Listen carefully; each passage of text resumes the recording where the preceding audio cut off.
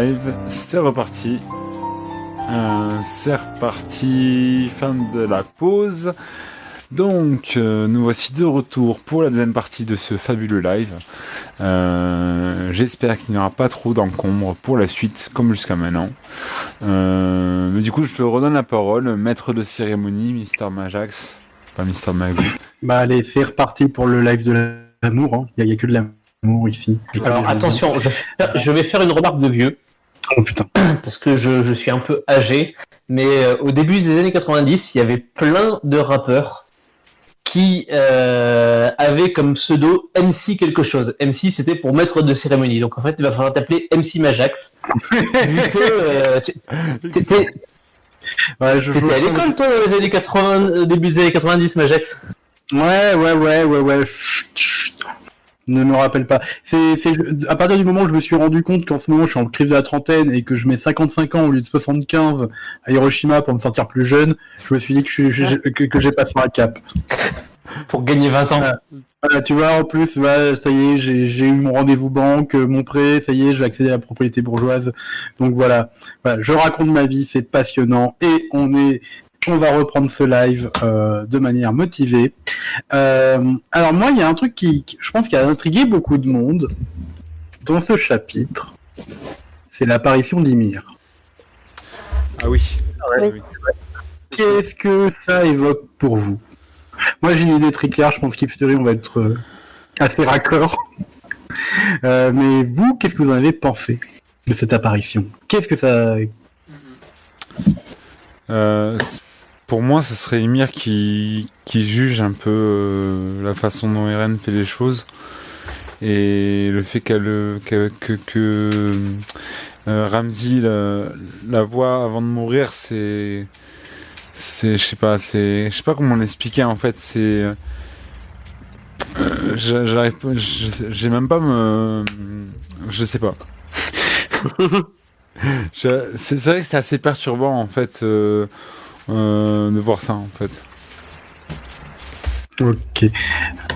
Mikasa, qu'est-ce que ça t'évoque cette apparition, toi ? Déjà, je tiens à dire que, étant une fan d'Evangelion, j'ai remarqué que beaucoup en avaient parlé et avaient comparé justement à la scène où Rei Ayanami apparaît aussi alors qu'elle est censée ne plus être là. Donc dans les souvenirs de Shinji. L'un des protagonistes d'Evangelion. Et je me demande si c'est pas un peu pareil dans le sens où on voit Ymir qui est là, qui observe la scène en fait tout simplement, qui observe le désastre à travers les pensées et les souvenirs même de Eren, tout simplement. Ok. W Brothers, qu'est-ce que ça t'a évoqué cette apparition ? Eh ben franchement, je me pose toujours la question. Je vais pas réussir à trancher sur quelque chose de cohérent, on va dire, de bien. Donc pour l'instant, j'évite de me prononcer là-dessus. Ok. Tu pratiques ce qu'on appelle l'époqué chez les sceptiques, c'est-à-dire la suspension du jugement. C'est une très bonne manière de faire. Wolfie, tu es toujours là ? Oui, Alors toi, cette apparition d'Ymir, t'en penses quoi ? j'ai kiffé. Ok. Hipstery. Attention. Est-ce qu'on est d'accord ou on n'est pas d'accord ? Hipstery, tu es là ? Désolé, j'avais une coupure micro. Tu m'entends ? Oui. Alors, vous m'entendez ? Oui. Ok, parfait. l'apparition d'Ymir, qu'est-ce qu'on en pense ? Alors, à vrai dire, moi, dans un premier temps, j'avais fait comme W Brothers, c'est-à-dire j'avais commencé par suspendre mon jugement en attendant de voir ce que ça pouvait donner pour la suite. Mais plus j'y pense, plus je me dis que cette manifestation, c'est une interprétation, c'est-à-dire que je vais pas prétendre que c'est la bonne. Mais en ce moment, j'aurais tendance à penser que Ymir vient là en tant que juge, mais pas forcément pour juger les actions d'Eren. C'est peut-être en tant que juge de l'humanité. Bon, il faut dire qu'en ce moment, avec Majax, on tourne en boucle sur une interprétation des derniers scans Et à chaque fois alors après ça peut être simplement que on cherche des biais de confirmation, et à chaque fois il y a des éléments qui nous renforcent dans cette idée-là que en fait il y a une façon d'interpréter ce grand terrassement comme étant une forme, enfin il y a une analogie à faire avec l'Apocalypse telle qu'elle est présentée dans la religion chrétienne. Donc vraiment l'Apocalypse au sens premier du terme, en grec ça signifie la révélation, et donc tout ce qui se passe dans cet ouvrage qui est un des textes de la Bible, mais dans sa partie Nouveau Testament, c'est-à-dire que c'est vraiment propre aux chrétiens, on ne va pas le retrouver dans la partie qu'on appelle l'Ancien Testament ou la Torah qui est partagée avec les Juifs. Là c'est vraiment propre aux chrétiens. Et voilà, moi je la vois un peu en tant que ce Dieu qui vient juger l'humanité. Alors en sachant qu'en plus, nous, dans notre interprétation, on a tendance à lier Ymir à l'agneau, en fait, qui est une représentation de Jésus, qui est une représentation de l'innocence. Après, ça joue beaucoup sur le vocabulaire, hein. L'agneau sacrificiel, elle est souvent en blanc, etc., etc. Il y a beaucoup d'éléments qui, pour nous, et surtout cette apparition, pour le coup, presque divine, hein, j'apparais et je juge, ça va plutôt dans notre sens. Alors peut-être qu'on va trop loin. Alors de toute façon, pour ceux que ça intéresse, il y a la vidéo qui normalement va être finalisée en fin de semaine et qui sortira sûrement en fin de semaine ou en début de semaine prochaine, où on va vous donner les clés principales de notre interprétation. On n'a pas tout fait, parce que la vidéo va déjà durer à mon avis 25 minutes. Et en plus on a pris quelqu'un pour la monter qui fait un travail de dingue, et je pense on va vous présenter sûrement la plus grosse vidéo de la chaîne, et encore on n'est pas entré dans les détails, mais en tout cas pour nous il y a de nombreux éléments qui vont dans ce sens là, et alors juste faut rappeler aussi que on peut penser à la fameuse phrase tuez-les tous, Dieu reconnaîtra les siens, en sachant que Ramzi fait partie d'un peuple, c'est dit au 123, qui a du sang eldien. Parce qu'il y a beaucoup de gens qui se sont dit oui, mais pourquoi il doit apparaître, il est pas eldien? Si, il a du sang eldien en fait. Ils ont vaguement une parenté, on va dire, de sang avec et je crois qu'elle est très lointaine, je pense qu'ils peuvent pas se transformer en titan, etc., mais elle est quand même là. Et du coup ça intrigue, ça interroge, mais ça expliquerait. Et du coup, moi, j'y vois une forme de tu es tous, Dieu jugera les siens, et on se retrouvera tous sur le chemin. Le chemin, d'ailleurs, qui a un vocabulaire chrétien aussi. Donc voilà, il y a beaucoup d'éléments qui sont intéressants par rapport à cette apparition-là. On dit pas que c'est ça. On dit pas que c'est ça. Non, mais ça une interprétation possible, voilà, c'est... Mais c'est une interprétation. De toute façon, l'interprétation biblique qu'on est en train de faire, c'est pas l'interprétation. C'est une interprétation possible qu'on a avec les éléments que nous propose Isayama. Il y a des gens qui nous disaient justement au dernier live, bah non, en fait, c'est Ragnarok. Oui et non. Le fait que ce soit Ragnarok n'empêche pas qu'on peut quand même avoir cette interprétation chrétienne, et Ipsuri qui a travaillé sur le truc, il vous dira que Ragnarok, ce qu'on a il y a plusieurs versions qui ont été christianisées en fait. Tu m'arrêtes, Ipsuri, si je dis des bêtises. Non, c'est juste, et même indépendamment de ça, en fait, il y a eu, même dans des versions qui n'ont pas été christianisées, parce qu'il y a plusieurs versions du Ragnarok. En gros, il y a 2 Eddas essentiellement, puis la version par Wagner. C'est les 3 versions principales qu'on a sur le contenu du Ragnarok. Évidemment, la version de Wagner qui est du 19e siècle, elle est complètement christianisée. Sur les 2 Eddas, il y en a une des 2 qui a été créée, enfin qui a été écrite, qu'on attribue à un auteur chrétien. L'autre, c'est pas le cas. Donc c'est l'Edda, il y a l'Edda poétique et l'Edda en prose. Mais en fait, dans tous les cas, on a une ascendance commune qui est que ça a été écrit par des peuples. Tous ceux qui sont en Europe et ceux qui sont au Moyen-Orient sont des peuples qu'on appelle les peuples indo-européens. Ils sont originaires d'Asie, ils ont migré vers la fin, on va dire, de la préhistoire au début de l'Antiquité, ce qu'on appelle la proto-histoire.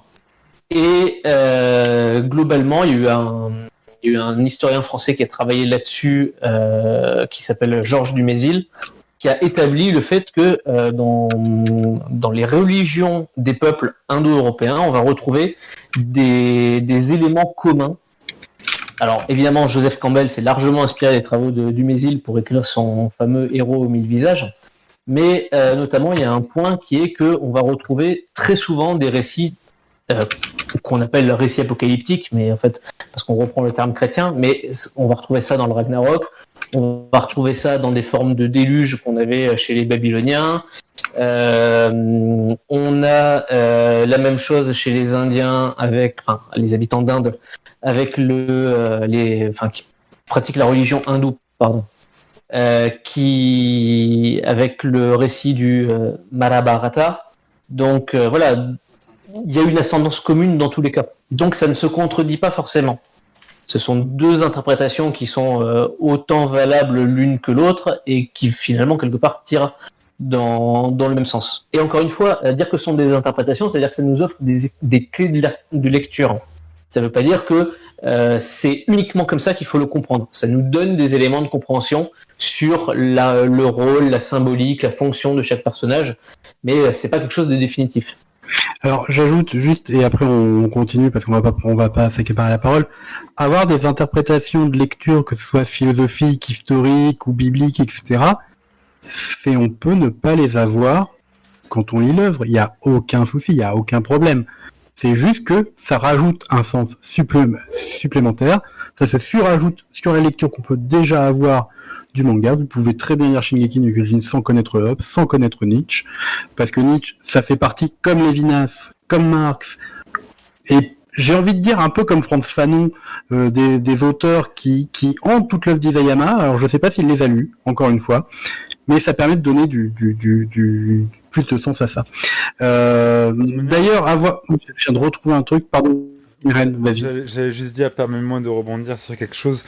Ce qui est beau dans Shingeki no Kyojin, c'est que dans tous les cas, quand tu revois l'œuvre, que ce soit la première vision que tu regardes avec que l'animé, ou que tu lises le manga, ou que tu la revois après, une fois que tu sais des choses, tu vas revoir des choses que tu n'avais pas vues de base en fait. Et du coup, c'est pour ça qu'il y a des interprétations nouvelles qui peuvent se faire en fonction des choses, des détails que tu n'avais pas forcément vus. Par exemple, c'est qu'un exemple, mais le Eren qui voyageait dans le temps, avec le fait qu'il était déjà là à l'épisode 2, alors qu'en fait, même dans les scans, on ne savait pas encore ça. Mais il y a des petits détails comme ça qui font que, en lisant l'œuvre, en avançant dans l'œuvre, on va la regarder à nouveau. En fait, on verra pas la même chose à chaque fois, on verra quelque chose de nouveau qu'on n'avait pas vu avant. Voilà, c'était. Donc c'est pour ça que les interprétations peuvent fleurir et voilà. L'idée qu'en fait de Shingeki no Kyojin, tu peux faire des exégèses, qui est un terme biblique, enfin un terme théologique pour parler d'interprétation. Et t'as l'impression que tu peux faire une exégèse constante. Et ça, c'est assez passionnant. Après, il y a d'autres mangas, on peut le faire. Hein. Il n'existe pas que Shingeki no Kyojin, il faut le rappeler.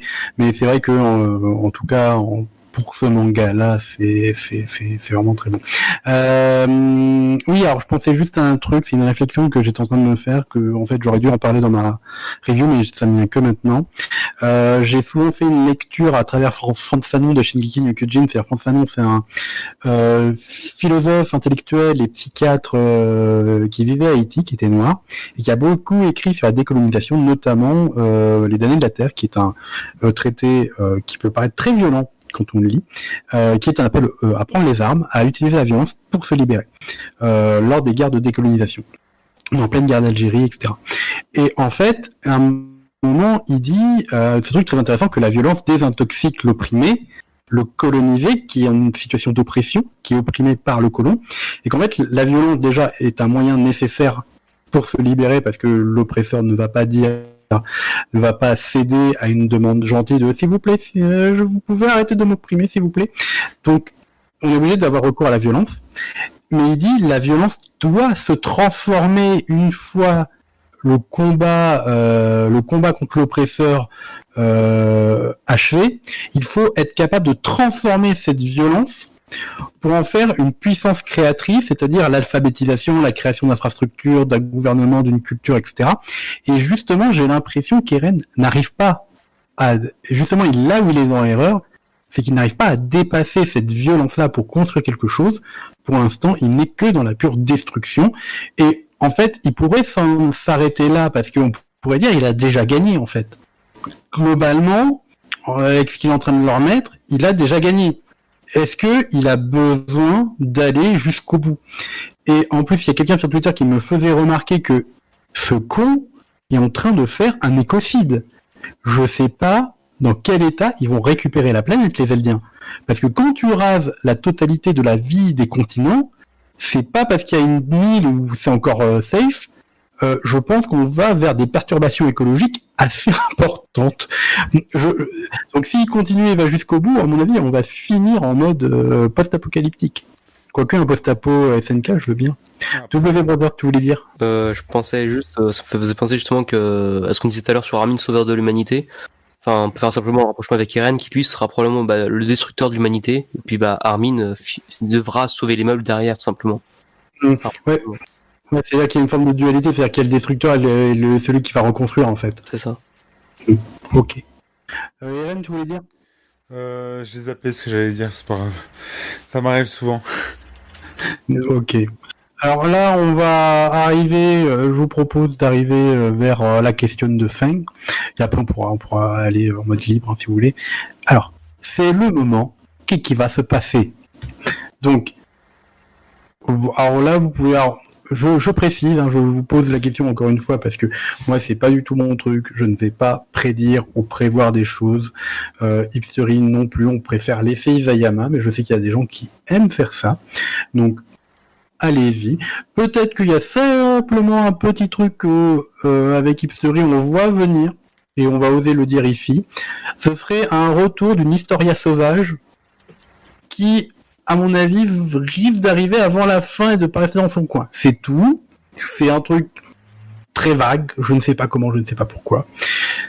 Mais voilà. Alors, qu'est-ce qui va se passer? Est-ce que quelqu'un veut y aller? Est-ce que quelqu'un a une idée, veut proposer un truc? On parlait tout à l'heure d'écocide, mais il y avait cette...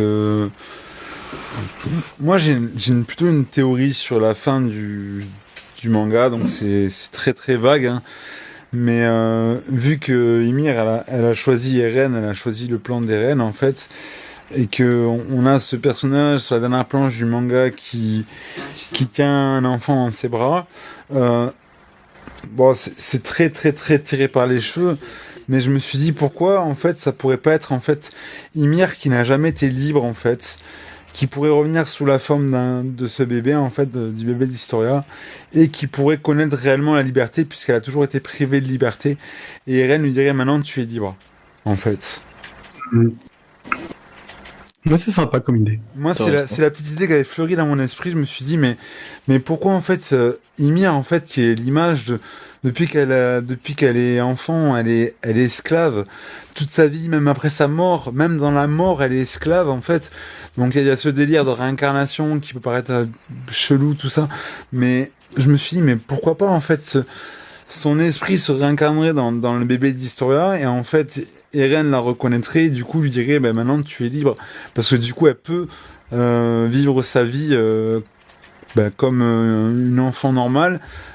Moi, je pense qu'à la fin, il va y avoir un truc du genre, je sais pas encore comment, mais j'essaie de réfléchir à ça, mais une fin de malédiction, une fin des titans, en fait, le fait que les titans n'existent plus, et du coup qu'il y a un nouveau départ, en fait, qu'il y a un nouveau départ avec un nouveau départ, pareil, alors je sais pas si si je délire complètement ou s'il faut vraiment que je relise le manga, mais Ymir, elle avait quand même construit des routes, des ponts, elle avait apporté des choses prospères à Eldia. Est-ce que du coup il y aurait pas cette possibilité de recréation après la destruction aussi? C'est ça que je me posais comme question. Ok, non mais je vois, c'est intéressant ce que tu dis. C'est assez vague pour laisser de Ce qui est bien, c'est que ce que tu dis, c'est que c'est assez vague. Si tu veux, c'est pas, on va te décrire par A plus B plus C ce qui va se passer. Bah, c'est ça, pareil. c'est que de la théorie en fait, comme j'aime en faire en fait. C'est comme j'avais fait la boucle temporelle, comme j'ai fait récemment la vidéo des 139 chapitres. D'ailleurs, je remercie ma meilleure pote qui est là, ma meilleure amie qui est là, qui m'a donné cette théorie qui vient de Twitter. Le fait qu'il y ait, alors, j'en profite de faire un petit peu ma pub, mais on a fait une vidéo sur le fait que dans Shingeki no Kyojin, il y aurait 139 chapitres, parce que si on découpe le chiffre 139, ça nous donne 13 et 9, et comme Shingeki no Kyojin, ça veut dire le titan assaillant, ça serait en fait l'espérance de vie de 13 ans, puisque ça aurait commencé en 2009, pour s'achever en 2021. Ce qui veut dire... La numérologie. Moi, franchement, je kiffe cette théorie parce que du coup, pas forcément parce que c'est même pas la mienne en plus. Pas forcément parce que j'en ai fait une vidéo, mais parce qu'en fait, ça colle en fait. Le fait que 13, c'est pour les 13 années et que du coup, l'œuvre vit 13 ans et après s'arrête. Elle s'éteint pas, mais elle s'arrête. Comme la vie d'un Titan Shifter qui dure 13 ans et après elle s'arrête. Elle passe à une autre personne. Et aussi donc le 13 et le 9 pour le nombre des Titan Shifters aussi. C'est vrai que cette théorie m'a quand même perturbé. Et quand même, elle est quand même assez plausible quand on y réfléchit. Alors il y a des gens qui disent mais non, parce que Isayama il a dit qu'il restait 5 ou 6 chapitres. Non, il a pas dit 5 ou 6 chapitres, il a dit 5 ou 6%. C'est pas pareil. C'est pas pareil. Et puis Isayama il nous balade en fait depuis le début. Il a dit qu'il finissait dans un an, enfin il finira quand il finira, voilà, c'est ça, c'est le genre de truc. Après tu sais, chercher de la numérologie avec Hipstory, ça fait 2 mois qu'on cherche des trucs genre des 12, des trucs comme ça, hein. On cherche toujours nous dans le manga les 4 cavaliers de l'Apocalypse, on cherche les 12 apôtres, donc voilà, d'ailleurs on les a pas loin de les avoir trouvés. Ouais, d'ailleurs, moi je mets un billet soit sur Azumabito, soit sur Frog en fait. Et Frog, je rappelle qu'il est roux comme Judas. Non mais c'est con, mais on a déjà dit que Frog c'était la bête de l'Apocalypse. Enfin c'était la deuxième bête de l'Apocalypse, mais Frog, c'est celui qui a trahi Eren, c'est ça? Non, c'est justement, tu vois, c'est pour nous Historia Christa, ce serait le Christ qui descendrait des cieux, accompagné des 12 apôtres. On en a 11, il nous en manque un, du coup, on sait pas qui compter, si c'est Azumabito ou si, ou voilà, on verra. Non, mais t'inquiète. Il y en aura 12. Si ça se trouve, on va complètement se planter. C'est moi. On va être complètement à côté de la plaque. Mikasa. Du coup, qu'est-ce qui va se passer? Alors, je sais pas exactement. Je me base surtout sur ce que j'ai eu et ce que j'ai vu passer. Il y avait un audio l'année dernière qui a été dévoilé par Isayama pendant son exposition. Et il nous avait expliqué que c'était la scène finale. Donc c'était l'audio sur la scène finale. Et si je me réfère justement à cet audio, tout ce qu'on entendait c'était surtout le néant et Armin crier. Alors, si je me base sur ça, je pense que du coup, le terrassement aura bien lieu. Ça c'était sûr, même sur l'audio, hein, parce que je vois clairement pas comment ils peuvent l'arrêter. Et juste parler à Eren, ça serait clairement impossible.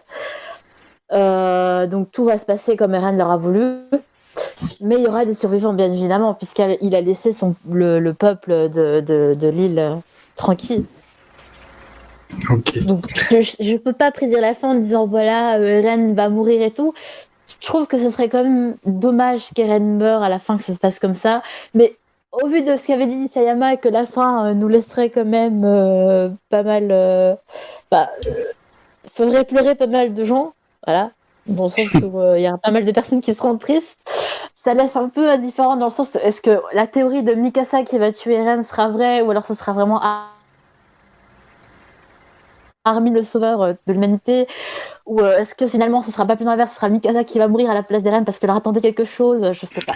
C'est assez... Alors, par rapport à Mikasa versus Eren, alors, avec Hipster toujours dans notre lecture apocalyptique, il faut savoir que dans l'Apocalypse, du coup, il y a Saint-Michel qui descend des cieux et qui terrasse le dragon qui est une représentation de Satan, du diable, et plus il terrasse la bête de l'Apocalypse. Du coup, Mikasa, ça se rapproche vachement de Mikala, qui est une des traductions possibles dans l'islam. Et il faut savoir que Saint-Michel est souvent représenté, alors ça c'est un autre truc qu'on a découvert entre-temps, il est souvent représenté avec un drapé rouge qui fait beaucoup penser à l'écharpe de Mikasa. Voilà, C'est vrai. pour les éléments symboliques. Et encore une fois, je le précise, hein, c'est que de la supputation. Si ça se trouve, on est complètement à côté de la plaque, hein, encore une fois. Mais si ça arrive, on sera très content. Et si ça arrive pas, bah tant pis. Hein, voilà. Il y a beaucoup de choses qui sont plausibles en vrai avec tout ce qu'on a. Après, le grand terrassement, ça, je pense que personne peut dire le contraire. Il aura vraiment bien lieu. Genre, il y aura vraiment, je pense, limite plus personne presque. W Brothers, est-ce que toi, t'as une idée ou tu fais les pokés? Fire Poké, ça me tente bien, mais j'ai comme laissé parler un peu quelques-uns de mes sentiments dessus. Après, je pense un peu comme tout le monde, au final, qu'il est fort probable que le grand terrassement se termine, que Eren parvienne plus ou moins à ce qu'il voulait au départ, avec le grand terrassement en tout cas. Mais qu'au final, bon déjà, est-ce qu'Eren va mourir? Je sais pas, peut-être. Mais franchement, mis à part ça, j'ai pas trop d'idées. Hein. Enfin, Ok. Non, vas-y. Mais c'est comme moi, je prédis rien, mais j'aimerais bien que ça se résout sans violence, J'y crois. qu'ils arrivent à discuter, qu'ils arrivent à parler. Voilà, j'aimerais bien. Je pense que ce serait clairement pas possible hein, au vu du déroulement et clairement dans l'époque où on se trouve dans le manga. Politiquement parlant, comme je l'avais dit, Andy et Hermine, eux, voulaient justement régler ça à la pacifiste, mais Eren l'a bien vu que c'était pas possible. Donc je pense que même pour Eren même, juste lui parler, ce serait clairement pas. D'ailleurs, je précise, je fais le même coup de gueule que j'ai fait dans ma review. Ce n'est pas parce qu'on développe l'Alliance qu'ils vont gagner. Voilà, parce que il y a tout le monde qui dit oui, mais ils l'ont développé sur 4-5 chapitres, on s'attarde sur eux, c'est forcément là qu'ils vont gagner. Non, ça peut être justement ça le tragique de la situation. Ça rend C'est... intéressant de ça. Mais mais les gens sont parfois, je comprends pas en fait cette idée. Bon bref, je vais pas m'énerver. Je me suis déjà énervé tout seul dans le coin. Qui en a pas fait? Wolfie, tu es toujours avec nous. Oui. Voilà. Oui. Alors toi à la fin. J'arrive pas à donner mon avis comme ça aux gens. Mais à la fin, déjà, j'aimerais pas qu'Iren meure. Enfin, je sais pas, mais j'aimerais pas car, c'est mon refrain. Et puis, en vrai, je pense qu'il y aura bien un petit truc avec Historia. Bon, je suis pas sûr, mais ça m'étonnerait pas. Oui, historien, Ouais. je pense qu'on la reverra à mon avis dans tous les Oui. cas. c'est sûr. Exactement. Oui, Ça mais perd d'importance. Puis, Alors, moi, si je m'écoutais, je vous dirais que Historia, il risque de la retrouver au hangar et de prendre l'avion avec elle. Histoire de nous faire le Christ qui descend des cieux avec ses 12 apôtres depuis l'avion. Je m'y accroche. Mais non, je pense pas. C'est beaucoup de gens ont vu dans le dernier chapitre, ont cru qu'elle validait le plan des reines. Pour moi, il n'y a eu aucune affirmation du fait qu'elle était pour ou contre en fait. Oui, elle avait Pour- justement pour- l'air pas très. Quand on regarde bien la page, quand on voit l'expression d'Historia, ça se voit qu'elle est pas pour en fait le plan d'Eren, hein, qu'elle a l'air un peu sceptique dans le sens où elle lui a dit clairement que c'était pas une solution. Donc ça reste à voir comment elle va. Enfin, si elle réfléchissait pas, pardon, à un plan plutôt que de rester dans son coin. Hipstery, je te demande pas, toi. Alors moi, je me suis pas projeté en fait, mais en revanche, il y a quelque chose que je trouve important et j'espère qu'on va garder ça jusqu'au bout du manga. C'est ce que je disais en introduction quand tu nous demandais comment on avait trouvé le chapitre, c'est que je trouve que le Isayama n'est jamais aussi bon que quand il se place à l'échelle de l'humain, quand il nous fait éprouver les émotions de ses protagonistes, etc., etc. C'est vrai. Et j'aimerais qu'on soit comme ça à l'échelle. Alors, la dernière image aurait tendance à nous montrer ça, hein, avec ce qui semble être probablement un parent et son enfant nouveau-né, mais c'est même pas sûr finalement que ce soit le père ou la mère qui soit présent. Mais bref, qu'on soit comme ça au niveau de l'humain, ce qui serait raccord en plus avec globalement ce qu'est l'attaque des Titans, parce que comme je disais tout à l'heure, on a beau avoir les Titans dans le titre, depuis le premier chapitre, ce qui a toujours intéressé Isayama, c'était les humains. Les Eldiens se pensaient comme des humains, et ce serait bien qu'à un moment, ils s'en souviennent, qu'ils retrouvent ce côté-là, y compris Eren, qui se rappelle qu'ils sont humains avant tout, comme l'indique d'ailleurs le nom de leur peuple et le nom du pays, Eldia. Est-ce que tu veux que je laisse ma petite explication là-dessus? Et pour le tunnel, Donc, j'y allez, suis. c'est parti. Allez, c'est parti. Ça vous convient les autres? Oui. Ça va. Oui. Ok. En plus, Alors en fait, c'est tout bête, mais en allemand, vous avez le terme Das Erd, qui signifie la terre. Et donc, par exemple, si on prend le terrassement, ça va se dire Erdwerk. Ou si on prend, puisque terrassement serait plutôt un terrassement dans le sens, vous savez, industriel, quand vous devez construire une maison, vous terrassez, voilà. Erdwerk, c'est plutôt ça. Sinon, vous avez le tremblement de terre, c'est Das Erdbeben. Donc il y a cette idée, Das Erd, la terre. Or, Eldia et les Eldiens, en fait, quand vous regardez comment c'est prononcé en japonais et surtout comment c'est écrit en romaji, c'est-à-dire le japonais écrit avec en alphabet en fait et non en idéogramme, ils écrivent ça Erudia. Et le problème, c'est qu'en fait, de temps en temps, ça correspond à la sonorité L, de temps en temps, ça correspond à la sonorité R. Et donc, j'avais soumis cette idée-là à Majax, que je pensais qu'en fait, les Eldiens, c'était en fait plutôt les Erdiens, donc le peuple de la Terre, puisqu'ils ont des noms à consonance germanique, par opposition justement à leur espèce d'ennemis naturels qui sont les Mar, puisque en fait, là aussi, en romaji, Mar, en fait, ça s'écrit Mare avec un A long, puisque ça s'écrit en romaji avec un A, avec une barre au-dessus, c'est une prononciation de A long, ils ont des A longs en japonais. Ce qui veut dire Mare, ça ferait plaisir à Dieu Sama de parler un peu italien. En italien, c'est la mer, c'est aussi le cas en latin. Or, la mer, les Romains dans l'Antiquité, les Latins, se voyaient comme un peuple de marins, alors qu'en fait ils n'étaient pas proches de la mer, mais ils se voyaient comme un peuple de marins, et d'ailleurs la mer Méditerranée, ils l'avaient appelée Mare Nostrum, donc notre mer, mais même d'ailleurs Mare Nostrum, puisqu'ils avaient aussi un A long en latin. Donc je suis désolé de faire un peu le linguiste là comme ça, mais du coup il y a vraiment cette opposition entre Mar, qui est en fait le peuple de la mer, et qui renvoie plutôt aux Italiens, aux Romains, etc., comme on le voit dans la représentation des visions du passé du peuple, là où les Eldiens, c'est le peuple de la Terre. Or,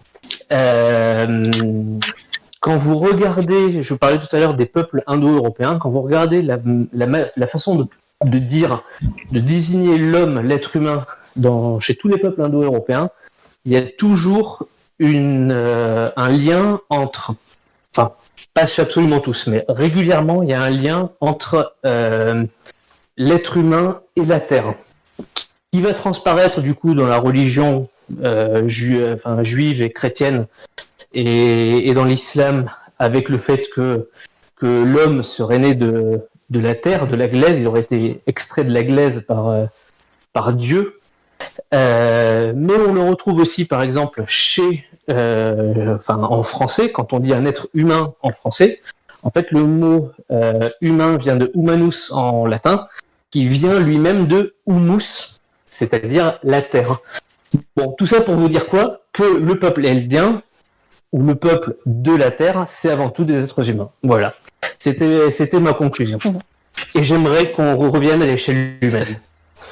Et vous trouverez pas ça chez Marco Gamer ni Kamalekita? Non, franchement, c'est assez stylé quand même. Belle analyse et ça, l'étymologie, tu te bases sur plein de trucs, t'expliques bien en plus, donc c'est assez stylé. Ouais. Non mais ça, l'étymologie, hipsterie, il faut vraiment qu'on fasse un truc dessus. Ouais, c'est Vraiment, super intéressant. Sérieux, parce qu'en plus, ça, les gens n'ont pas forcément. Et je pense que beaucoup de gens passent à côté, mais c'est-à-dire que même moi, je passe à côté. Enfin, hipsterie, c'est mon linguiste attitré. Alors, c'est lui, tous les trucs de langue que vous pouvez trouver dans la vidéo, souvent, c'est lui qui les a trouvés, quoi. Mais ça, en fait, moi je l'avais pas vu en fait là. Même moi, je voyais, j'apprends des trucs ce soir. Cette opposition justement entre Mar et Eldiar, entre terre-mer. Enfin, cette dichotomie, il y a plein de choses. C'est pour ça qu'on dit que Isayama, il ne peut pas ne pas connaître ses cultures classiques. Enfin, au bout d'un moment. En plus, quand on sait, pour le coup, on remerciera jamais assez Arakawa. D'avoir donné un peu une idée de comment travaille un mangaka, notamment les mangaka qui font du mensuel, c'est-à-dire c'est des recherches constantes, permanentes, des lectures constantes. C'est-à-dire que c'est pas des mecs qui ont une idée qui dessinent, quoi. C'est, pour le coup, là, il y a vraiment de la recherche. Et une recherche ultra fine, qui d'ailleurs n'est pas possible quand c'est un hebdomadaire, je pense. Voilà. Il y a juste, avant de finir, il y a Irène qui voulait quand même parler d'une planche particulière. Hein, je pense à toi, copain. Une planche qui m'a... Vas-y, je laisse dire. Vas-y, c'est la planche justement de Armin et Eren dans le chemin, avec d'un côté Armin qui est le Armin qu'on connaît, c'est-à-dire c'est un jeune homme, et Eren qui est enfant. Et pour le coup, l'opposition entre les deux, entre l'homme et l'enfant, est ultra intéressante. Pour le coup. Vas-y, tu as envie d'en parler, je te laisse en parler, Eren. Ben moi, ça me fait penser en fait qu'il pourrait y avoir une discussion finale en fait entre Eren et Armin. Que s'il y a quelqu'un qui peut arrêter Eren, même si j'y crois pas, c'est Armin. Parce qu'ils sont amis d'enfance, parce qu'ils ils se connaissent depuis très longtemps. Pareil, il faut regarder aussi, faut savoir que Isayama il maîtrise son sujet de A à Z, il travaille sur tout ce qui est jusqu'à l'opening et l'ending en fait, et là je pense aussi à l'opening de la saison 3 partie 1, Black Swan, si je dis pas de bêtises, non c'est pas Black Swan, c'est Red Swan. Générique, on est en train de réhabiliter d'ailleurs avec ce qui se passe. Justement, voilà, en fait, c'est le petit Eren qui essaie de bouger le Eren adulte, en fait, en lui faisant. Et en fait, vraiment, faut vraiment dans la SNK regarder tout, de l'opening à l'ending, en fait. C'est pas des choses qui sont faites au hasard, en fait. C'est vraiment que, pour moi, Isayama, c'est un marionnettiste qui maîtrise son sujet vraiment partout, en tout point, vraiment en tout point. Et il fait ce qu'il veut de ses personnages, il les amène où il a envie de nous amener, il nous fait croire des choses. Pareil, on n'en a pas parlé ce soir, mais il y a plein de gens qui aiment beaucoup Levi, tout ça. Quand on n'a pas de nouvelles de Levi, on peut se demander aussi à juste titre qu'est-ce que Levi va devenir, parce que là, concrètement, c'est devenu une loque. Il parle pas, mais voilà, enfin, moi, cette image entre Eren et Armin dans le chemin, avec Armin, de nos jours, face à Eren petit, en fait, est-ce que ça serait pas Eren par l'enterrasement qui provoque ça, et Armin par le chemin du fait qu'il est le colossal puisse essayer d'interagir avec Eren pour parler, parce que c'est Armin qui était à l'origine de son désir de liberté, même si je pense qu'il avait quand même à la base aussi, mais c'est lui qui lui a mis la liberté dans la tête, en fait. C'est lui qui lui a mis les terres de feu, les mers, l'océan, la glace, tout ça, tous ces paysages, en fait. C'est Armin, c'est venu par Armin. Donc, c'est aussi pour ça que je pense que Armin est aussi une des clés, que ce soit aussi dans l'animé, que ce soit en français, en anglais, en allemand, ou en toutes les langues qu'on peut avoir. C'est la voix du narrateur, entre guillemets, c'est la voix d'Armin, en fait. Donc c'est pour ça que Armin, c'est le négociateur, c'est celui qui est stratégique, c'est celui qui va aller autant qu'Erwin, même si tout le monde n'est pas d'accord en fait. Ce que je veux dire, c'est que après il y a plein de choses que je pense par rapport à Armin, du fait que alors ça va dévier sur la romance avec Annie, mais je pense aussi qu'il y a une partie des souvenirs de Berthold qui influe sur les actions d'Armin actuellement, mais parce que bien sûr les souvenirs ça peut affecter en fait nos actes, les actes des personnages à l'heure actuelle. Mais par exemple, on peut quand même voir qu'il y avait quand même une certaine affection entre Armin et Annie, puisque je me refais à l'animé, mais il lui soulève simplement sa capuche, alors qu'elle aurait pu l'écraser. Elle a tué tellement, elle a tué les autres. Elle aurait pu tuer Armin à ce moment-là, mais elle ne l'a pas fait. Donc, est-ce que c'est la pitié qu'elle a eue? Je pense que Armin est une clé en fait, et cette image dans le chemin en plus, c'est un désert le chemin, c'est les terres de sable, je pense qu'il y a quelque chose aussi par rapport à ça. Je sais pas ce que vous en pensez, mais moi cette planche-là, elle m'interpelle. Est-ce que ce serait pas l'ultime recours d'Armin en fait, la discussion, puisque Armin, je trouve avant d'avoir le colossal, Armin était plus dans la stratégie. Maintenant, il est plus dans la discussion, dans la négociation. Est-ce que c'est du fait qu'il est influencé par les souvenirs des anciens détenteurs qu'il est plus dans la négociation, qu'il est moins dans la stratégie? Parce que voilà. Mais pour moi, ça m'annonce une future confrontation entre Eren et Armin. Et s'il y a quelqu'un qui, pour moi, peut arrêter Eren ou raisonner Eren, c'est Armin et Mikasa. Mais là, en l'occurrence, c'est Armin. Parce que là, on a cette planche avec Armin dans le chemin et voilà. Ok. Alors, par rapport à tout ce que tu dis, moi, vous avez peut-être dit que je surinterprète. Je crois que W Brothers voulait parler. Ah, pardon. Oui, non, je veux dire que j'étais d'accord avec lui sur le rôle d'Armin, et que je pensais plus de toute façon que ce serait plus Armin qui pourrait raisonner qu'Eren que Mikasa, parce que depuis le début du manga, Eren donne plus d'importance à la parole d'Armin qu'à celle de Mikasa. Ok. Voilà. Ok, quelqu'un d'autre veut réagir? Parce que sinon je laisse la parole à l'épicerie, attention. Alors moi j'ajoute et je te donne la parole, épicerie. Moi dans les personnages clés qui vont faire le pont, pour moi il y a Gabi aussi qui va être à mon avis très importante, parce que c'est justement elle qui fait tout le trajet. Justement, elle est devenue depuis la deuxième partie le personnage principal avec. Je pense que c'est devenu l'un des personnages principaux de fait, par le trajet, par l'histoire qu'elle a eue, par ses changements, le fait qu'elle a beaucoup évolué entre la première fois où on la voit et maintenant. Et c'est justement elle, à mon avis, qui peut faire ce pont entre les deux parties qui sont irréconciliables. Et du coup, être la véritable Eren, dans le sens où il y a toujours eu un parallèle fait entre les deux, pour le coup. Et pour moi, elle a vu les deux parties, et c'est la plus susceptible d'entamer finalement ce dialogue entre la terre et la mer, quoi. Hipstery, vas-y. Oui, donc je disais, vous avez sans doute trouvé que je surinterprète, mais c'est pour revenir à ce que disait Eren juste avant, sur la relation entre Eren et Armin. Ça fait le lien d'ailleurs avec la question terre et mer, la dichotomie, etc.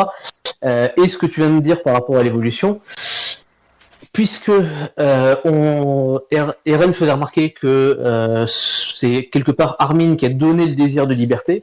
Lui a suivi une évolution qui était très importante. Le personnage d'Eren, lui, depuis un petit moment, on va dire, reste coincé sur un peu la même idée. Il n'évolue plus tant que ça.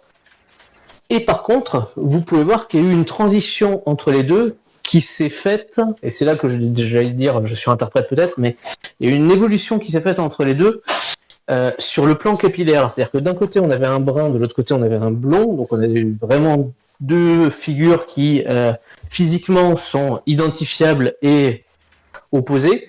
Mais au début du manga, Armin était plutôt celui qui avait des cheveux plus longs et Eren des cheveux courts.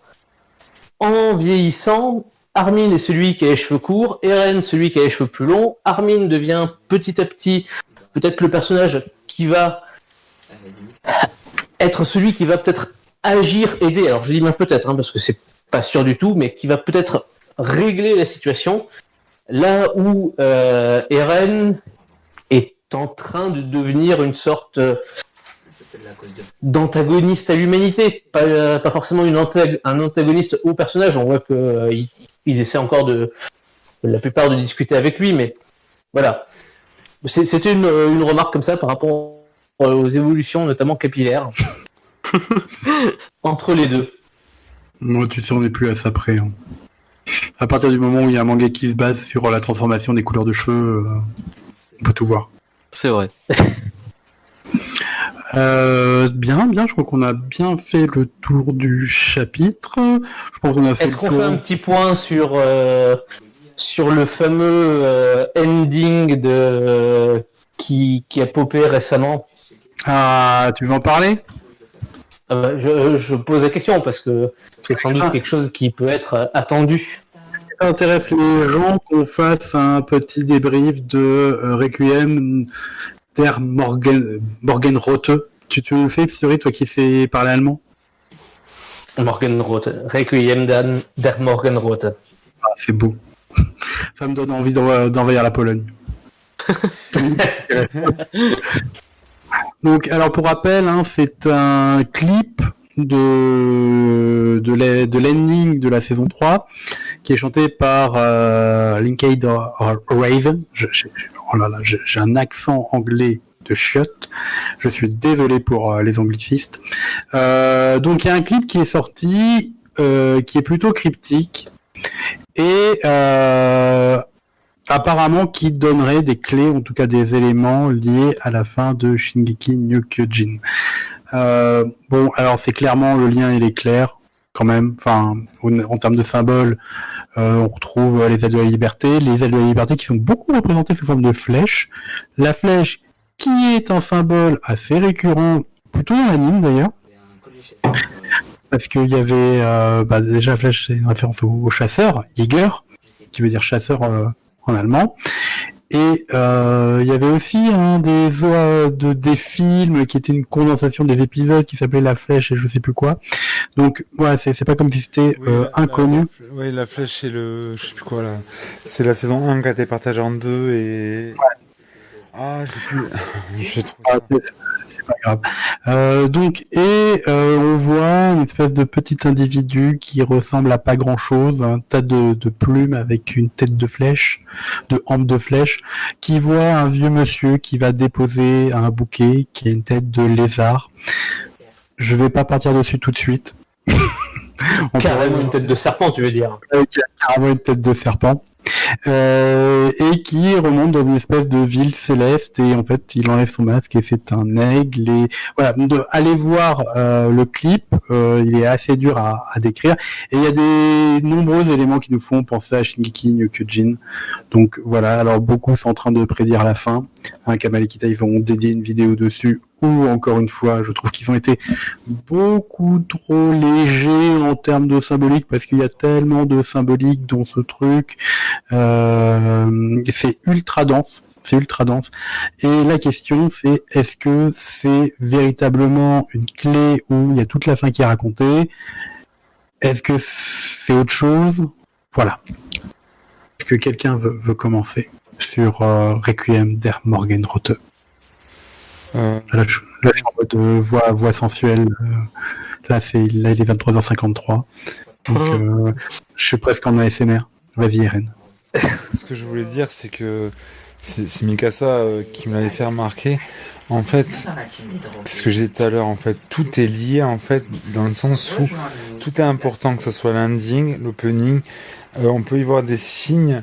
Par exemple, moi si je me trompe Mikasa, mais je crois que c'est l'ending 1 ou 2, je sais plus lequel, qui tourne autour de l'histoire de Mikasa en fait. Avec son écharpe, tout ça, donc c'est vrai qu'il y a plein de symboliques, il y a plein d'images à analyser en fait dans les endings en fait.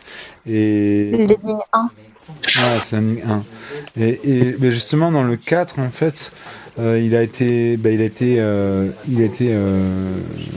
pour ça en fait. Moi j'ai vu la vidéo de Kamal et Kita, je crois que j'ai vu une vidéo de Senpai aussi dessus. Non, pardon, mais c'est comme le Covid, quand il y en a un qui chope une théorie, il y a tout le monde qui la chope. Non, Ça. mais leur vidéo est très bien, je vais pas cracher là-dessus, mais disons que je sais pas, c'est vrai que c'est difficile à analyser en fait, c'est difficile à analyser, c'est un peu compliqué à analyser en fait. Parce que faudrait qu'on fasse ça un jour, si ça vous dit, les gens qui regardent le live, même ceux qui sont avec moi là, un jour on se pose et on s'analyse on s'analyse en live tous les openings, tous les endings, et on essaie de voir en fait les sens cachés, on essaie de voir les images, mais ça peut vraiment prendre du temps en fait, donc on peut faire ça sur plusieurs jours ou plusieurs lives, parce que faut vraiment s'arrêter sur chaque image pour vraiment bien interpréter le truc. Et après, il y a plusieurs interprétations qui sont possibles. Il n'y a pas une interprétation qui prime sur les autres, en fait. Et de toute manière, le maître dans tout ça, c'est Isayama. C'est lui qui dicte ce qu'il a envie et qui nous amène là où il a envie de nous amener, en fait. Mais c'est vrai que dans cet ending, mais je trouve pas qu'il y ait plus dans cet ending-là que dans les autres. Dans le clip, on parle du clip. Ouais, le clip, oui, avec le... Et il y a quand même beaucoup plus de choses, je trouve, que dans les autres, pour le coup. Parce que pour les openings ou les endings, enfin, sauf les endings, où là, les endings, ils trippent vraiment, parce qu'en fait, ils disent personne regarde les endings. Voilà. Mais les openings, clairement, c'est le résumé de la saison. Tu te rends compte que t'as toute la saison dedans, qui est condensée. T'as rarement des surprises quand tu connais le manga. Par contre, les openings, il a déjà trippé 2-3 fois dessus, et je trouve que, justement, sur ce clip, qui est pas l'ending, qui est le clip fait à partir de l'ending, il y a énorme, je crois que c'est le truc où il y a le plus de choses. Après, est-ce que c'est pas pour nous retourner le cerveau encore une fois? Est-ce qu'il est pas en train de nous faire une version alternative de qu'est-ce qui pourrait se passer? Il y a plein de questions qui se posent par rapport à ça.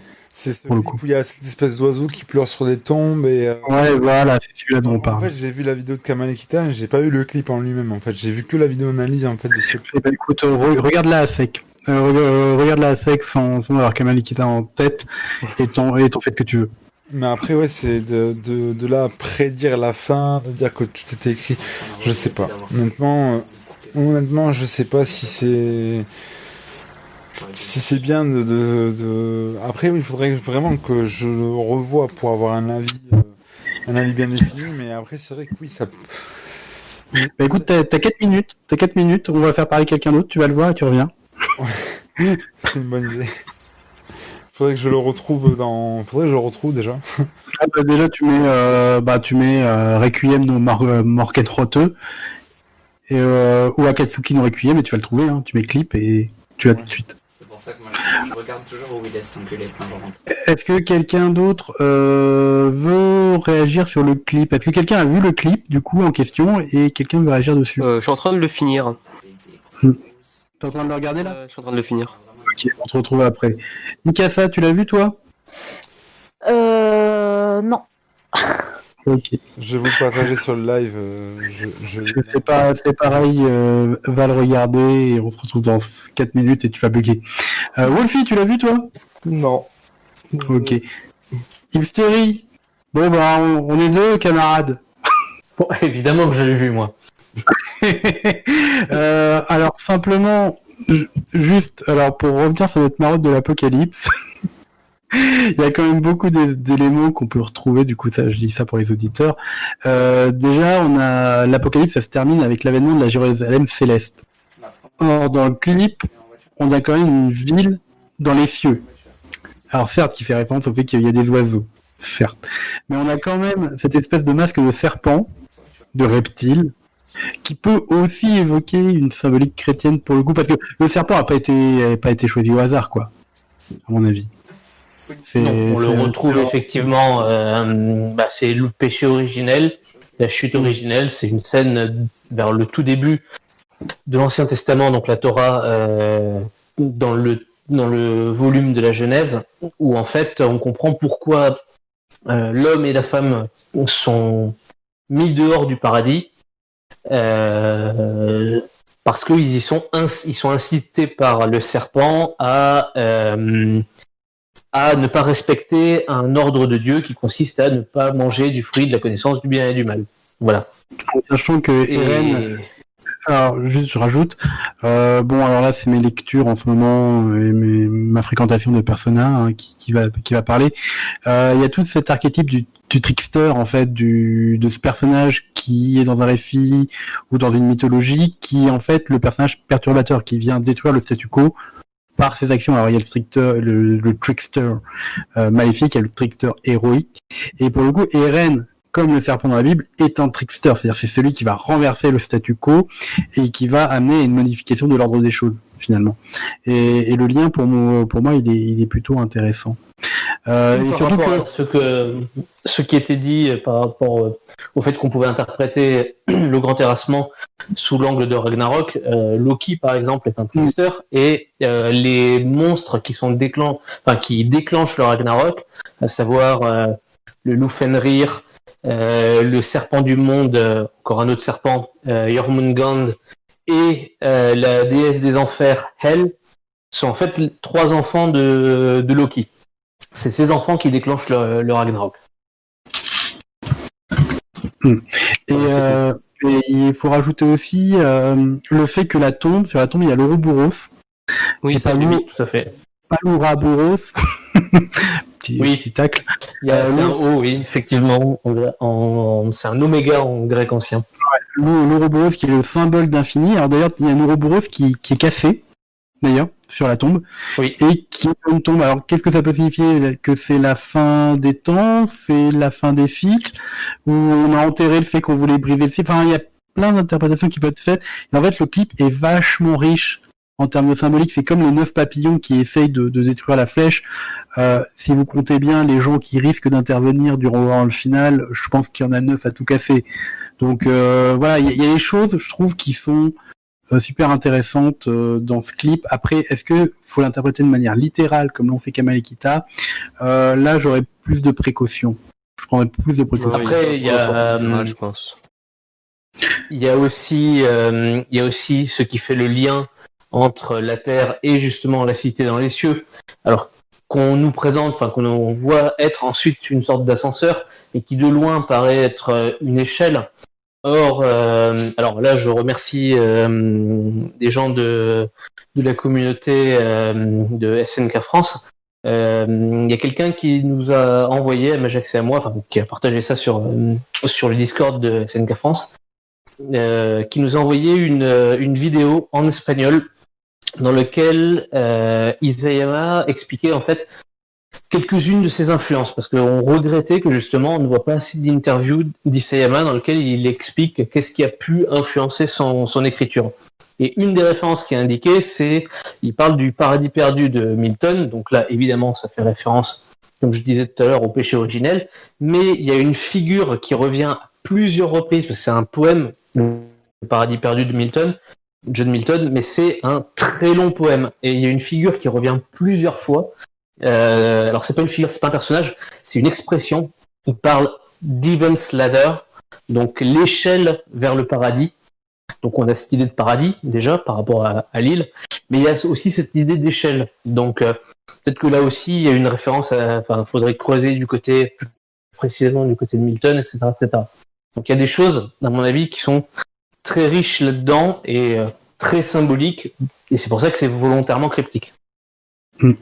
Alors, il faut rajouter, après, W Brother, je te donne la parole, que il y a eu la jaquette du clip qui a été faite où l'homme en noir est remplacé par Eren, avec un bouquet de fleurs à la main.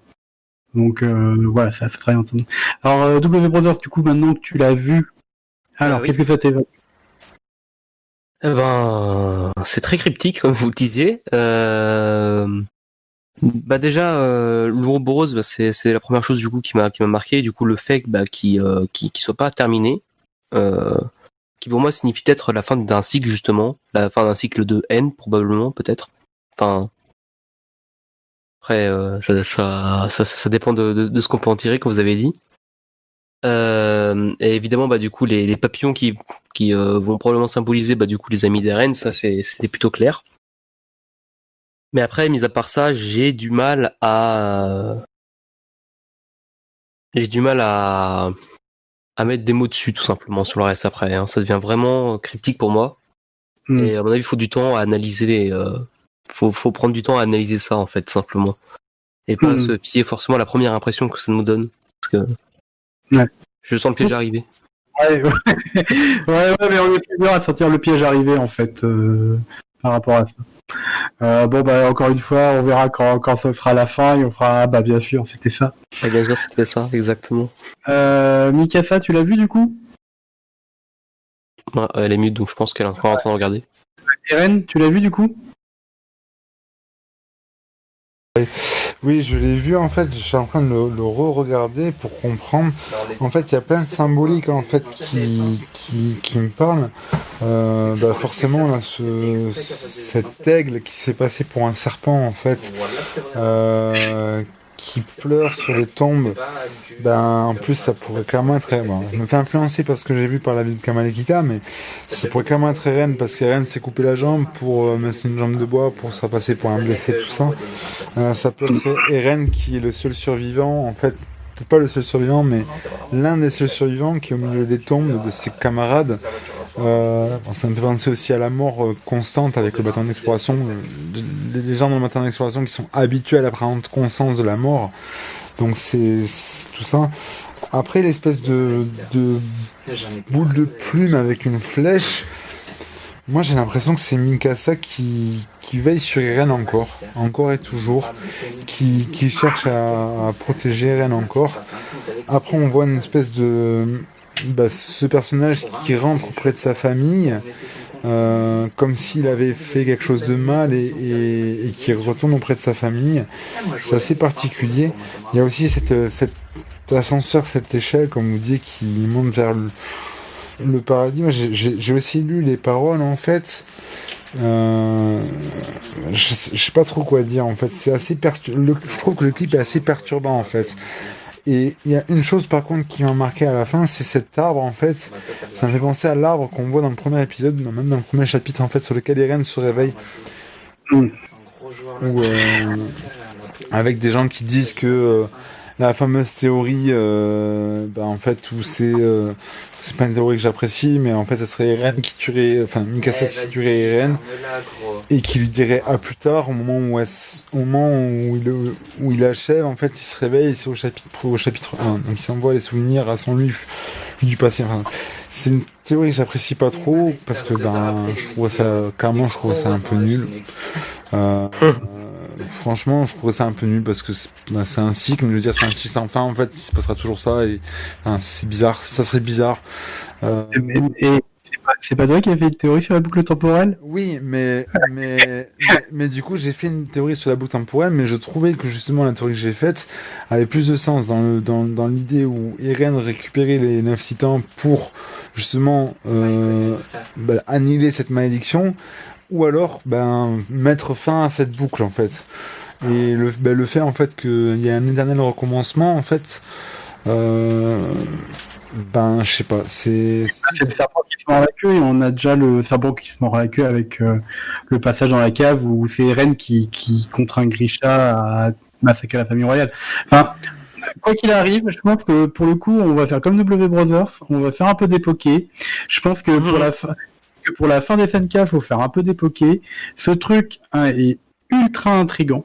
Il y a énormément de symboliques à faire autour. En fait, il me méfier. À mon avis, il faut s'en méfier de ce truc. Mais c'est ça, en fait. Je mettrai pas ma main à couper qu'on a toute la fin. Jusqu'à ce que j'ai la fin devant les yeux.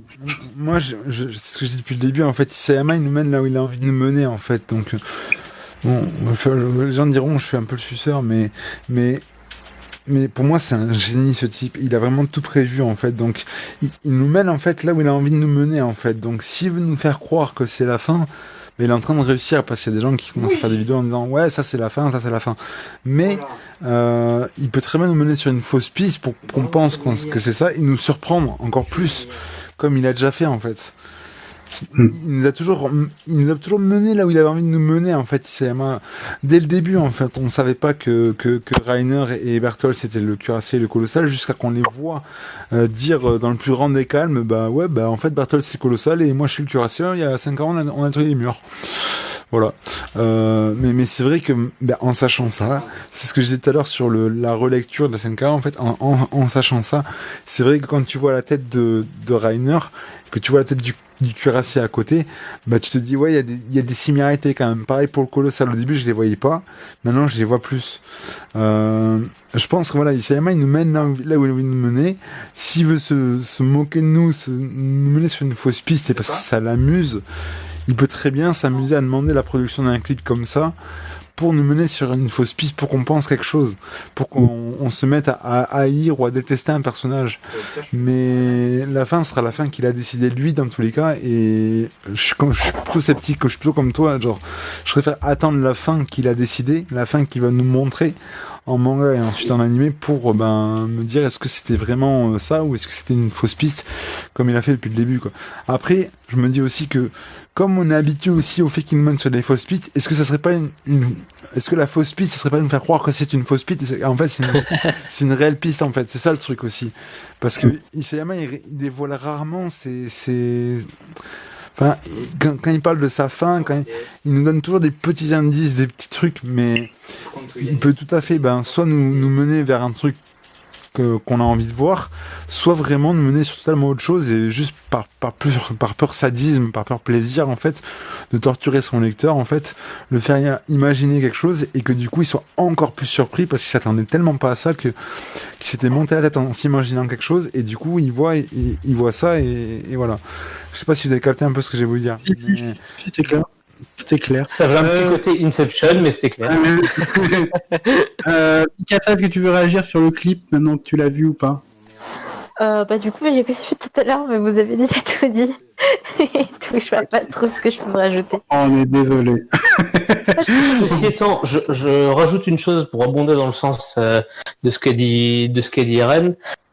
Il se peut que tout ce qu'il y a dans le clip, il y ait vraiment des indices, que tout soit juste en fait en termes d'indices, mais que ce soit pas complet. C'est pas pour autant qu'il a livré la fin de son histoire. C'est vrai. C'est pas vraiment qu'il nous ment, que le clip va nous mentir, mais qu'il ne nous dise simplement pas tout.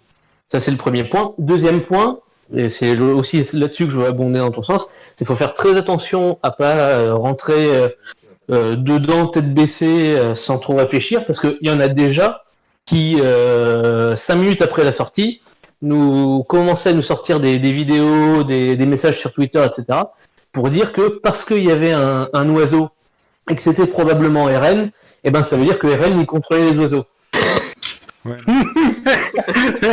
Cette histoire de Piaf m'a rendu fou. Et ça a rendu les gens fous. Voilà. Très bien, très très bien. Les gens, il est minuit 12, je pense qu'on peut conclure là-dessus, je pense qu'on a dit énormément de choses. Eren, t'as enregistré le live, j'espère. Le live est enregistré, il sera en 2 parties parce que voilà, mais... Ok, il faudra juste que tu fasses gaffe à mettre un truc sur... bon, on est encore en live, mais c'est pas grave. Un truc pour cacher un peu les pages, pour pas que tu te fasses emmerder. Après, Parce que tu sais... après, ce qu'il faut savoir, c'est que pour ce live-là, j'ai acheté le scan. Donc le scan, il est acheté, j'ai une facture. Donc s'il me fait embêter, je peux... Ouais, mais c'est parce que tu le diffuses publiquement, en fait. C'est pas le problème, en fait. C'est que tu le diffuses publiquement. D'accord. C'est ça, usage privé. Du coup, tu mettras un petit truc, tu vois, un petit bandeau, etc., pour cacher un peu, et ça devrait passer. Voilà, c'est pour pas que tu aies de problème. Voilà. Bah écoutez, on va conclure là-dessus. Je vous propose, c'était un plaisir de passer la soirée avec vous à papoter autour du 131. Merci beaucoup à W Brothers qui nous a rejoint ce soir, et c'était vraiment cool de t'avoir. C'est vraiment intéressant. Merci d'avoir été avec nous. C'était cool d'être avec vous. Ouais. Voilà. Merci à Mikasa, Wolfie d'avoir été là aussi. Voilà. Hipstery. Je sais pas si on doit te dire merci ou pas. Ah, ça fait plaisir. J'ai dû rajouter... À toi et à moi, on a dû rajouter 1 heure au live, mais C'est fort probable. Voilà. Faut savoir que quand vous nous avez en duo, ça risque. Faut prévoir 1 heure de live supplémentaire. Et dites-vous que y a des gens qui nous supportaient au quotidien, parce qu'on travaille plus ensemble dans le même lycée maintenant. Mais pensez à tous ceux qui ont dû subir les midis avec nous, notamment les lendemains de sortie de scan. Les gens, on les rendait tarés. On les a rendus tarés. parce qu'il faut vous imaginer en salle des professeurs, deux personnes comme ça en train de débattre sur le scan avec des gens qui, pour l'essentiel, n'ont aucune idée de ce que c'est SNK. Et il faut savoir qu'on a notre discussion WhatsApp, en fait, on a un peu dessus, et le pauvre, c'est sur ça qu'on discute de SNK, il doit péter un plomb. Donc, petite dédicace aux copains, voilà. Et Eren, bien sûr, merci à toi de nous avoir tous accueillis, de t'être occupé de la partie technique du live, et d'avoir été notre hôte. Hein, merci beaucoup à toi. On a passé une super soirée, franchement, c'était chouette. On essaiera de se refaire ça un peu plus rapidement la prochaine fois pour le live du 132. Ouais. Je pense qu'il y aura beaucoup de choses à dire en plus, encore une fois. Peut-être même un petit peu aussi plus tôt en fait, parce que là en fait, comme j'ai dit au début de live, en fait on devait le faire la semaine dernière, mais en fait comme il y a des gens qui étaient en vacances, des gens qui pouvaient pas venir au live, j'ai fait une question sur Twitter, sur Discord, est-ce que on fait le live ce soir ou pas quand même, est-ce qu'on en parle, est-ce qu'on essaie d'écrire une review, et au final les gens ont dit non, on fait pas de live, donc du coup j'ai... Bah, écoute, on a fait notre live, on le prévoira un peu à l'avance. Juste le temps que nous on écrive notre review juste avant, histoire qu'on ait les idées. Ça vous permet d'avoir un peu les idées de quand on vient. Voilà, mais un peu plus tôt, en sachant que nous on va être en pleine rentrée et que ça va être un peu compliqué. Surtout que moi je risque d'être bientôt dans plein déménagements dans mon nouvel appartement. Du coup ça va être compliqué. Voilà. je deviens propriétaire bientôt en septembre, et du coup je vais avoir un bel appartement. Le début de la bourgeoisie, ça. Ouais, c'est ça, je m'embourgeoise. J'ai décidé d'abandonner mes idées d'étudiants bobo-islamo-gauchistes marxistes pour finalement acheter et posséder. Voilà, et la propriété c'est du vol. Voilà, du coup c'est... Ça permet aussi de te remercier, Mr. Majax, pour avoir animé ce live, pour être venu, parce que tu as remercié tout le monde, mais du coup moi je me permets en tant qu'hôte de te remercier, parce que ça fait déjà plusieurs mois qu'on travaille ensemble, que ce soit pour les reviews ou quoi, et là on travaille ensemble pour les lives, je trouve ça génial en fait, et j'aime vraiment beaucoup travailler avec vous deux, même Hipster je le connaissais pas, et je t'appelle Hipster, mais c'est Hipstery, pardon. Et il n'y a aucun problème. C'est à Hipster. Pour citer Snatch, tu peux m'appeler Suzanne si ça te chante. Mais voilà, c'est un plaisir de travailler avec vous, c'est toujours intéressant, c'est un échange, on débat, même si ça arrive pas souvent, mais même si on n'est pas d'accord, on échange, on débat, c'est toujours dans le respect, et ça aussi j'aime beaucoup en fait, et que ça aussi sur la prononciation. Bon, là ça va, tu nous as pas trop taquiné avec ça, on n'a pas parlé de lui, mais j'ose même pas le dire parce que je vais me faire taper sinon. Mais... Tu parles de Sig? Oui, alors je sais même pas s'il faut dire Sig, Zig. Il faut pas dire Zeke, ça c'est la traduction américaine qui est complètement pétée. Hein. Moi, depuis que je lis le nom de ce personnage, j'ai toujours lu Sieg. Je sais pas pourquoi je dis Sieg, voilà. Alors qu'en fait c'est Zig, voilà. Mais Zeke c'est une traduction anglaise. Hein. En fait, la traduction anglaise, la prononciation, c'est Zik. Puisque en fait c'est le diminutif de Ézéchiel. Donc ils ont pris quelque chose qui était un prénom qui se donne aux États-Unis et en Angleterre, mais qui est assez proche du prénom allemand. Mais après c'est quand même erroné. Mais là ils sont finalement plus proches en termes de prononciation. C'est Zik au lieu de Zig. Ézéchiel, ça n'a pas un rapport encore avec la religion encore tout ça? Ah mais complètement. Je m'en doutais, j'en étais sûr. C'est totalement un prophète. J'en étais sûr. Tu vois. Et encore, quand j'ai relu certains chapitres tout à l'heure, je disais vie qui est ressuscité par Ymir comme Lazare, mais qui apparaît comme un dieu barbu, comme un certain Jésus. Enfin, tu fais waouh. Bon, on va pas se lancer parce que là on est en train de relancer la machine. On va se quitter sur ça. Voilà. J'invite les auditeurs on remercie le public qui était là, qui est resté jusqu'au bout. On remercie ceux qui étaient présents et qui ont apporté des éléments hyper intéressants durant le live. Et on remercie ceux qui nous écouteront dans un futur. Voilà, on anticipe. Voilà, on est comme le titan assaillant, on projette dans le futur. À toi dans 2000 ans. À toi dans 2000 ans. À toi dans 2000 ans qui écoutera ce débat. Merci à toi. Voilà, merci à toute la communauté et on peut vous souhaiter une très bonne soirée ou une bonne journée suivant encore à quelle heure vous l'écoutez. Merci à vous, en tout cas, c'était super. Merci beaucoup et au revoir. Et puis Allez, à très Ouais, bientôt. Passe une bonne soirée. allez, ciao. Bonne soirée, effectivement. Ciao. Bonne soirée.